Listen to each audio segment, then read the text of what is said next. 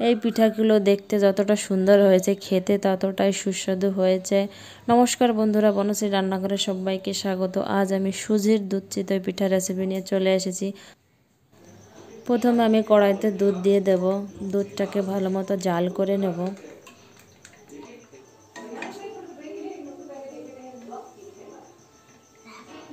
দুধটা কিছু সময় জাল করে একটু ঘন করে নেব।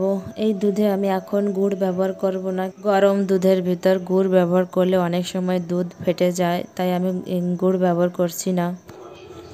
দিয়ে দেব 2 কাপ সুজি, দিয়ে দেব পরিমাণ মতো জল। এবার এটাকে ভালো করে ব্লেন্ড করে নেব। ব্লেন্ড করা হয়ে গেছে, এবার এটাকে একটা কাঁচের পাত্রে নামিয়ে নেব।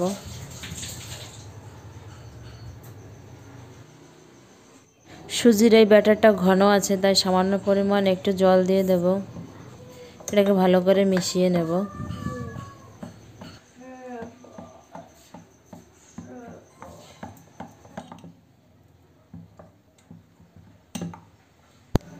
দিয়ে দেব স্বাদ মতো নুন, সামান্য পরিমাণ বেকিং পাউডার দিয়ে দেব।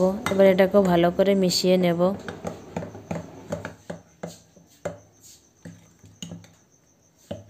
ভালো করে মেশানো হয়ে গেছে। দেখো ব্যাটারটা এরকম ঘন হবে।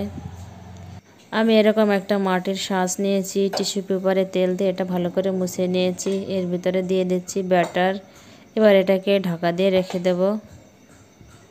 এবার ঢাকনাটা তুলে দেখব পিঠাটা হয়েছে কিনা। দেখো পিঠাটা কতটা সুন্দর ফুলেছে। এবার পিঠাটাকে উঠিয়ে নেব। পিঠার পিছনের দিকটাও দেখো এরকম হয়েছে।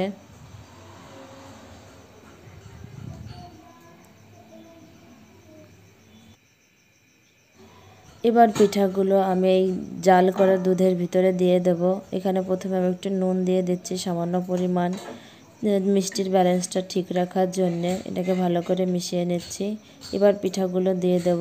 আমি এই পিঠাগুলো ঠান্ডা করে তারপরে দিয়ে দিচ্ছি। দুধটা হালকা গরম থাকবে। গরম পিঠার দুধের ভিতরে দিলে পিঠাগুলো শক্ত হয়ে যেতে পারে, যেহেতু এর ভিতরে বেকিং পাউডার দেওয়া আছে, তাই পিঠাগুলো ঠান্ডা করে দেওয়াই ভালো।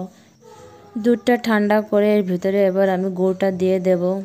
আমি আগেই বলেছিলাম গরম দুধের ভিতর গুড় দিলে অনেক সময় দুধ ফেটে যেতে পারে, তার কারণে আমি দুধটা ঠান্ডা করে খেজুরের গুড়টা আমি এর ভিতরে দিয়ে দেব।